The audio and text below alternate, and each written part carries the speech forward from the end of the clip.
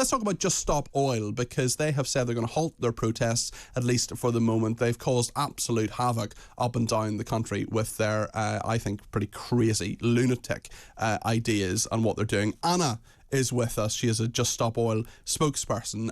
Anna, thank you for joining us this morning. How are you? Hi, Peter. Thanks for having me. I'm doing well, thank you. And I just want to begin by saying that I completely feel for everyone who's being disrupted because of our actions. I am every bit as frustrated and angry as they are that we've had to be doing this. Why do it then?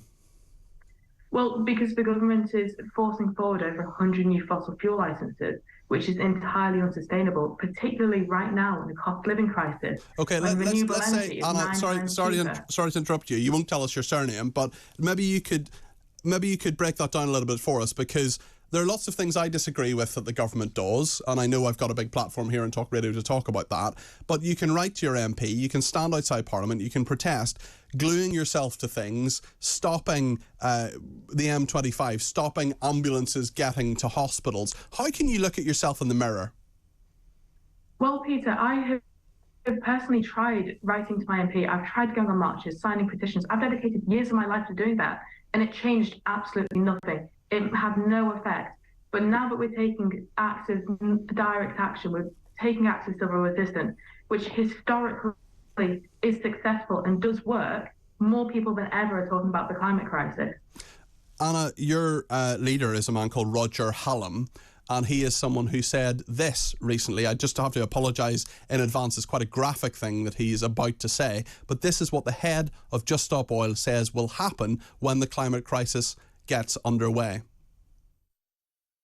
So what will happen is episodes where someone, a gang of young men, come into your house, they take your girlfriend, they take your mother, they put her onto the table, and they gang rape her in front of you.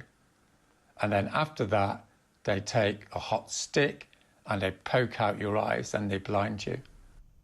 Obviously, apologies to anyone who's distressed by that or someone who that has happened to. I mean, why on earth, Anna, does the leader of Just Stop Oil have to talk in these ridiculous terms about what he thinks will happen when climate change is a reality for people, when temperatures are going up, and when we get to a stage that he says there'll be public chaos and disgusting and horrific things happening? Why does he feel he has to use that language? Well, the fact of the matter, Peter, is that this year we had the worst drought in 500 years. Sorry, hold on. What's that got to do with what he's talking about? Peter, if you'd let me finish, I can explain myself. It destroyed a third of our wheat crop. It's going to destroy half of our potato crop. Next year, we are going to face massive food shortages. Within the next 20 years, we're going to be faced with 1 billion climate refugees, millions of deaths because of the climate crisis. Climate breakdown will cause a societal breakdown, which will cause massive violence. And what does that justify what he's just said? That clip I've just played you. Well, you think that's going to happen? You agree with him? That horrific scenario that he's putting forward in a really offensive way. You think that's correct? Well, I completely agree that was a very brutal way of describing it.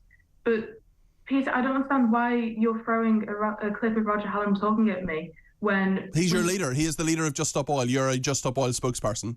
That's why. But we're here to talk about the climate crisis and the cost of living crisis, not something that Roger Hallam said ages ago. Well, I'll decide what we're talking about. He also said that the Holocaust was almost a normal event. Do you stand over that as well? No, of course not. But what, Peter, you're distracting from the main point here, which is the fact that the point is, hold on. The main point is, okay, you're talking about climate change, you're talking about eco stuff. That's fine. You can talk about that. I disagree with you on a lot of the facts, or what you say are facts. What is ridiculously offensive to many people is the kind of language that your leader is using, is the fact that people can't get to hospitals because they're stuck in ambulances. You saying this is regrettable, this is terrible, but we're only doing it because of the climate crisis. Peter, no, you're not.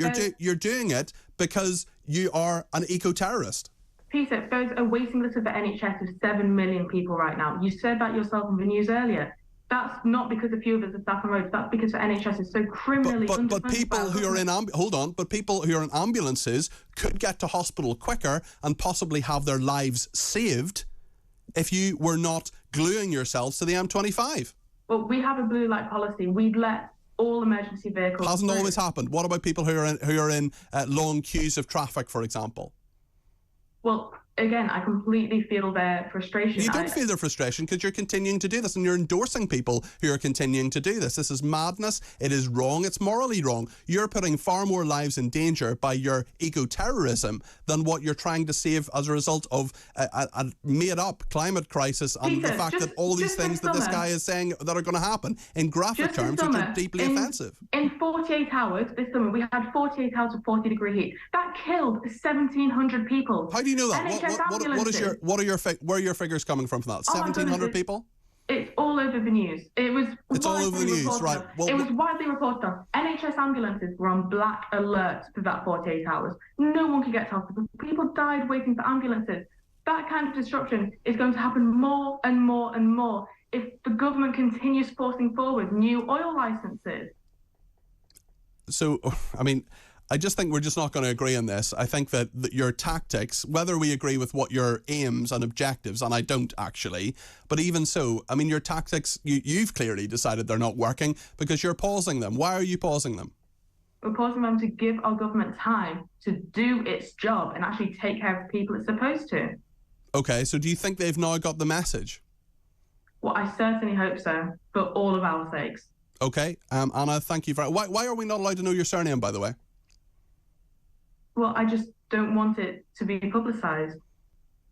I feel like that's perfectly reasonable. Okay, I think it's ridiculous. But thank you anyway, Anna. Really appreciate your time. I think you're talking absolute nonsense, but I appreciate that you've given up 15 minutes of your time on a Friday morning. She is a Just Stop Oil spokesperson. Her name is a mystery. It is an absolute mystery.